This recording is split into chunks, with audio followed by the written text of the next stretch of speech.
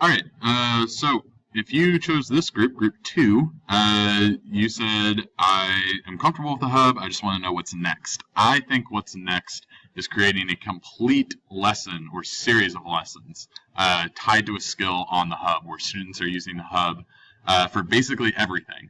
And therefore you are using the hub for everything as well. So I'm going to show you how to do that. Now, before I do that, I have to really quickly go over some language that I used last year and this year in order to do this. It's the language I used with the kids, and it's the language we used inside the Mini Academy. Some of you may already know this, and if you do, you can skip the next few seconds. But that language, is this. So in order to organize our content in the Mini Academy, let's say I'm in English 1 content, and you have things like units. So unit 1. Pretty similar so far. You have your content, you have your unit 1. Inside that unit, we would have things called missions. These missions were tied to TEKS. We have to teach the TEKS. So a first mission in Unit 1 is actually going to be Mission 1B, which is denotation and connotation. So if you come into my classroom at the beginning of the year in September, you ask kids, what are you doing? They're probably going to say, I'm working on Mission 1B. All that means is that right now, they're learning denotation and connotation. Inside that Mission 1B, there's 3 things a kid in my classroom could be doing. They could be building, they could be sailing, or they could be docking. And this is the same for any mission. If it's Mission 1E, they're also going to be building, sailing, or docking. Now, all build means is learning. It's the lesson. It's when you are teaching them, or in my classroom, oftentimes it's videos or websites or whatever it is that is teaching them, and I'm guiding them through that learning process. So that's the learning of the skill. Sail is just the practicing of the skill. Think of this like worksheets that you've used during the year, assignments that you used last year.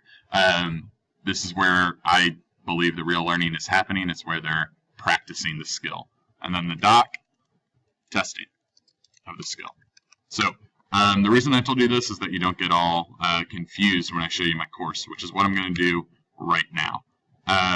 So my course for this year, which I access just by going to the hub, and I hit this course. This is my course for this year. When I open this up, I'm going to delete this. This is from an old video I just made for Group 1, so I'm going to delete that right now. When you open my course, one of the first things kids are going to see is this English mission list. Click the link below for the mission you're currently completing in Stassels English class. They see Mission 1B, they click this. It takes them, I'm imagining a student right now, right to this student page where they build, sail, and dock. So it's all there for a kid. When they build, they must pass 2 of the build options below before moving on to sail. Build option 1, for students who prefer learning by reading a few written examples. Option 2, prefer to learn by watching a short video. Option 3, never heard of denotation or connotation before. So I'm a kid, I know I got to do 2 of these 3. I know, hey, I have never really heard of denotation and connotation before. I'm going to do option 3, and I like to learn by watching a short video. I'm going to do option 2. I'll get both of those done, and then I'll sail. I must pass 1 of the 2 charts below before docking. Chart 1, so I only have to do 1 of these 2. This is for students who would like to work independently. Chart 2, for students who would like to work in a small group. Well, I decided, you know what, I'm a bit of a loner. I'm going to work on my own. So I'll click this, and I'll do chart 1. And then for my dock, we're going to do our docks using OnTrack. Here are the instructions for getting to OnTrack, accessing the correct dock.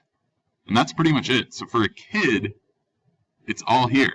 All of their assignments are on here. It's 1 click from my overview page. They scroll down, and they hit Mission 1B student page. And then really, it's just all right there, neatly organized for them. Super easy. You as the teacher, all you have to do, you are in your resources page. English 1 content 2017-2018, Unit 1. Got Mission 1B, denotation and connotation. It's right there. Mission 1B student page, that's the thing that's linked in my overview that I was just showing you. And the Mission 1B learning coach folder. When you look at this, we have build, sail, and dock. And my build option ones are right here. My sails are right here.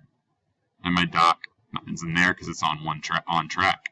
But you see, as a kid, they're all on the student page, and this student page is just linking them to stuff that I put inside the learning coach folder. Minimizes clicks for kids, keeps your stuff organized, keeps kids' stuff organized, and it allows them to practice and learn. So I like this. The language might be different for you. Maybe you call builds just learning, sales just practicing, docs just testing. It doesn't really matter what you call it. I simply think when you have a comprehensive series of lessons and activities all tied to one skill, all being done through the hub, it makes it super easy for you to organize. It makes it super easy for kids to organize. It's just an easier way to learn. So that's basically it. What you are going to do now, you're going to pick a skill that students are going to be learning the first few weeks of school, and you're going to start gathering resources, and you're going to start organizing. So that's it.